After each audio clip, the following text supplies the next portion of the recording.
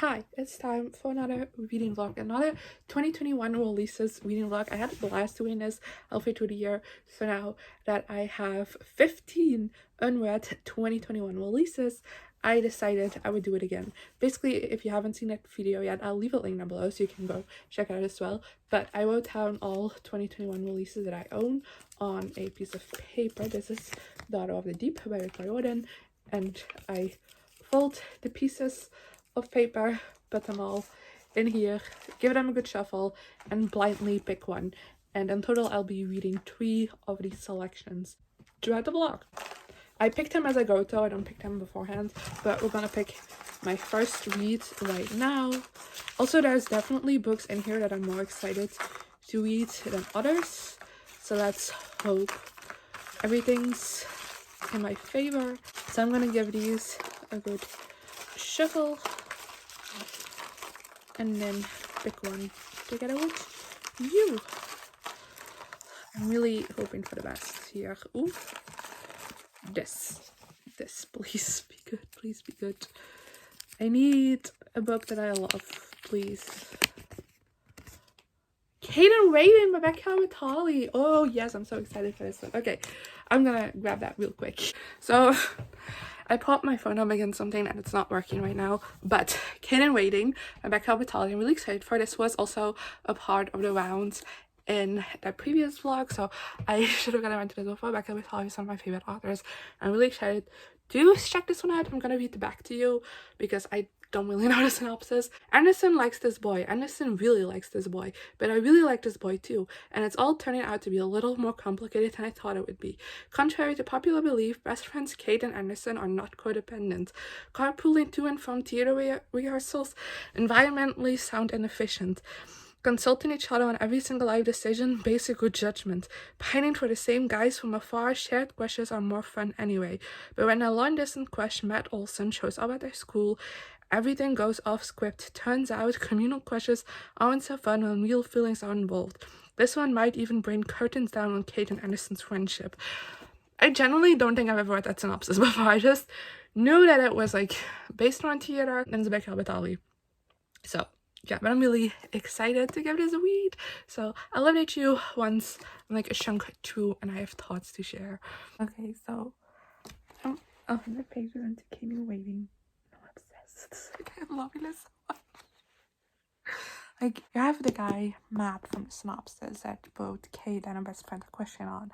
But besides that, you also have Noah, who is a jock who broke his arm and never can play anymore. And now he has, like, in theater class because, like, that's the only thing that was left over. So he also has to, like, be in the play that they're putting on. And he lives, like, across the street from Kate. And he's kind of friends with her brother. He's the best. Honestly, I love him so much. Like, I don't know what direction this book is gonna go into, but I'm just saying I very desperately want Noah to be like the star of the show. And I don't mean to play, but of the story. I love him so much, and I love his interactions with Kate a lot. They have like great dynamics, and I have laughed so much at this book already. Like, Kate's friend group is like so close and so tight knit, and I really love how Rebecca Vitali writes friendships. She does it so well, and this book is also thriving in that aspect. Anyways, I'm really liking that. I love the theater aspect to it, and I'm loving it so much already. Hi, I'm 200 pages into Kate and Waiting, which means I've read 100 pages since I last spoke to you. Still really loving this. I really like the friendship between Kate and Anderson, and I like their overall friend group in general, but like I said before, Rebecca Vitali writes amazing friendships, and I really love their conversation and the dynamics. I also quite like how this like love triangle is being done between Andy, Kate, and Matt, where like both of them like feel their feelings, but also at the same time are like happy for the other person and like want to make sure that this will never ruin their friendship, and I really like that as well. I'm excited to see how that's like going to get was old in the end, and I still absolutely am in love with Noah. So just, he's so great, and I really love like his interactions with Kate, and he makes me laugh a lot. It's really great. Hi, I finished Kate in Waiting. I love it so much. Giving this 5 out of 5 stars. I know Becca Batali isn't for everyone, and a lot of people don't like her books. Totally understandable, but somehow every single time she just manages to write books that perfectly cater to my interests and my likes, and I end up falling in love that happily again. This is perfect. Like, there were so many tropes in here that I just absolutely adored, and then when you thought like it couldn't get better, it did. A new trope was added. Like, even the tropes that I don't really talk about loving much because they're so like you don't see them a lot were in this. Appreciated that. I also appreciated how, even though I've been gushing the most about the romance, this is mainly a story about Kate and her friendship with Anderson, and how that is like affected by like them being in a relationship for the first time. And I really like how those discussions are done, and how even when they weren't like on speaking terms, like they went to like a rough patch, like they still like generally like really had love for each other, and then just like casually go away. I really appreciated the friendship so much. I like Kate as a main character. I love Noah, you know that. And then Matt was also a really great character. I kind of like had this feeling that he could turn out kind of like an asshole, but he didn't. He was a great character. I love the friendship group of Kate. I love Kate's brother, and her relationship with her brother is also like fantastic.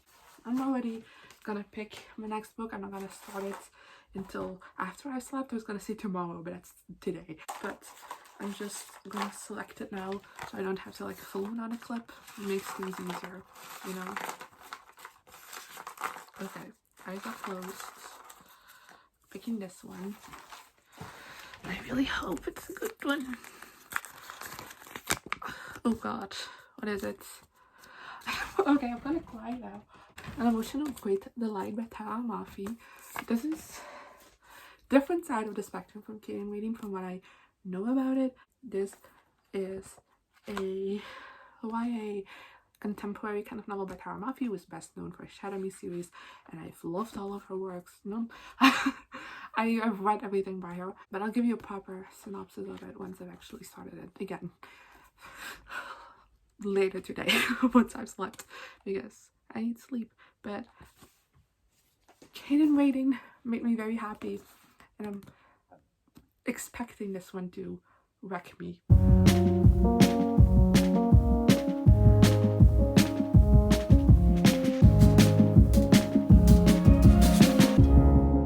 Hi, I am 100 pages into An Emotion of Great Delight, which means I'm about halfway through this. A pretty short book, and I still don't really know how to explain this book to you, because as far as I'm reading, this isn't necessarily like a plot heavy book, if that makes sense. But basically, our main character has had like a very rough year in the past year.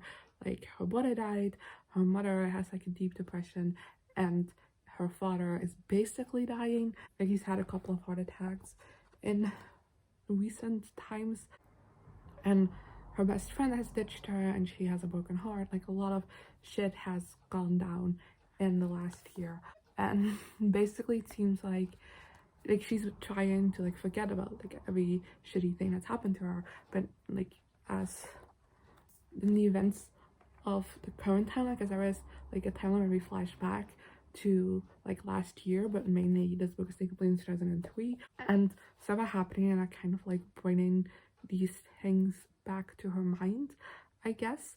And that's the best of a synopsis I could give to you for this book, just based on what I have read. And also the synopsis is like very vague. I think that's the story of this book. It's more about like a main character like working through these things, I guess, rather than like really a plot heavy book. But I don't necessarily mind that. It's just difficult to explain to you what it's about.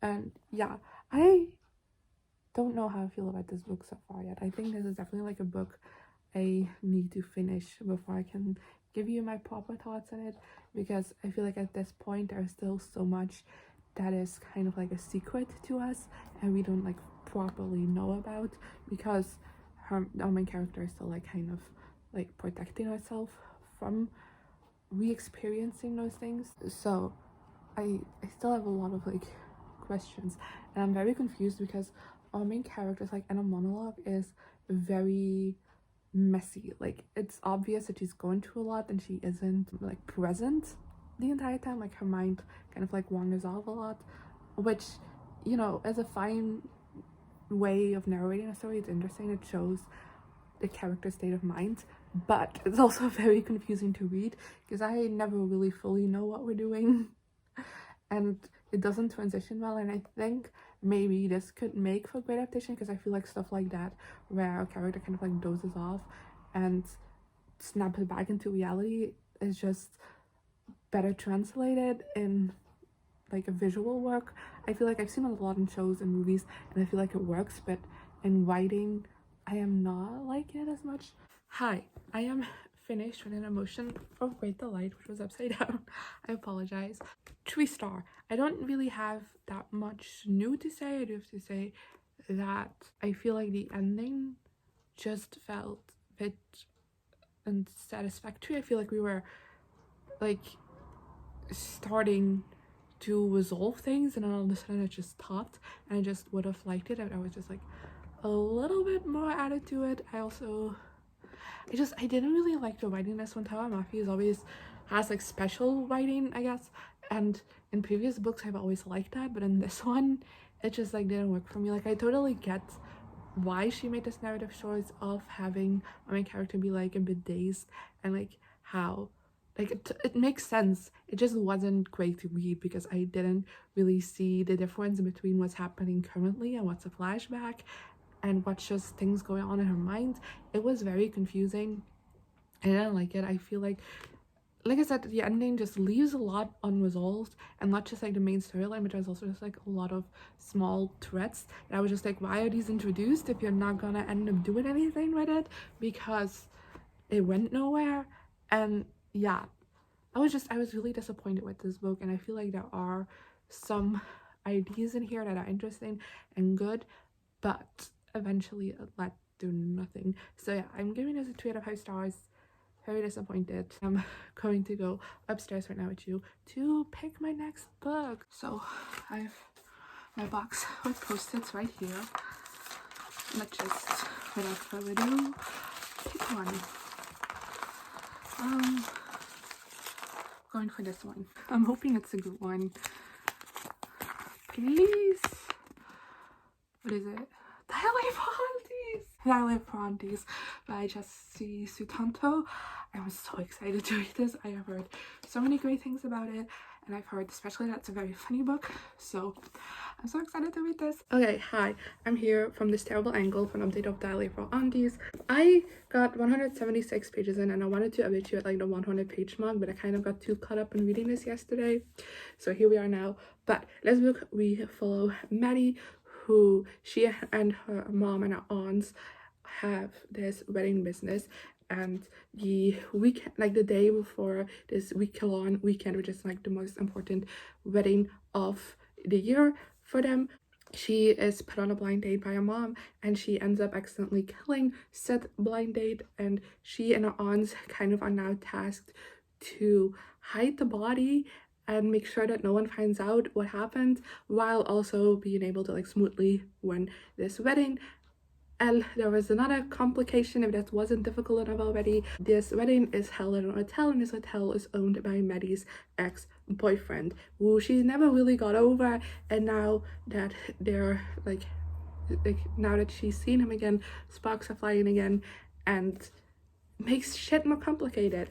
And yeah, I am really having a blast with this book. Like, the people who have been recommending it, saying it's funny, definitely don't lie. I have laughed so much throughout this first 176 pages that I have read. It's just so fun. I really like Maddie as a main character, and I really love like her family. I think it's such interesting dynamics where they're like constantly fighting, but they also really love each other, and there is like I don't know, I really love this family dynamic that's like complex but also like full of love, and I really like that. I also I'm feeling the chemistry between Maddie and her ex. Her name is Lucy on the back. No, and of course I didn't remember. But anyway, I really like the chemistry between them. We haven't had a lot of scenes between them yet, but I'm excited to see that romance develop even more, and I'm very curious to find out what's gonna happen with like the crime aspect, I guess, because I don't really know. I haven't heard that much about it, so I'm really excited to see where that storyline is going. But so far, I'm just really having a blast with this book, and I'm excited to continue. Hi, I have finished Twilight Aunties. I love this so much. It's a 5 out of 5 stars, obviously. I don't think I discussed this properly in my first update, so I'll talk about things more. So I really love the set of characters. I did talk about this thoroughly in my previous update. The family aspects in this is just fantastic, and I really loved seeing, except they fight a lot, but like it's all so filled with love, and I really appreciate family dynamic. It can be complex and still so filled with love, and you know for sure like all of these people like madly love each other, like that's not the problem, and I really like that, how that was represented in this book. This was so funny. Like honestly, like the premise of it is very dark, and this could have been like such a dark book, but it is so much fun and so funny. Like I laughed out several times while reading this book, and I really like how the author like managed to keep this very light and just fun, and like the twists that happened were so batshit crazy, but like it made sense because this book doesn't take itself seriously, and it's so fun. Like if you want like a really realistic book, this might not be for you, because some things happen and you're like, how? But it just to keep things fun and entertaining, and it definitely did that, and I really like this, and I'm really excited for the second book. Also, in case there wasn't always some synopsis, it has like takes place during her wedding, and I really liked like the wedding hijinks in this book as well. And it is a Chinese Indonesian wedding, which I thought was interesting because there's a lot of traditions in there that aren't the same as where I live, and I really liked seeing those traditions as well. So yeah, I generally really love this. And yeah, that was this video. So I have 2 5 stars and 1 3 star, which I think is like very good. So yeah, I hope you enjoyed this video. If you read any of these books, let me know in the comments below what you thought of them, as well as the latest 2020, let me just say this, your favorite 2021 release that you've read, because at the end of the year you can make that decision. And yeah, I guess see you guys next time.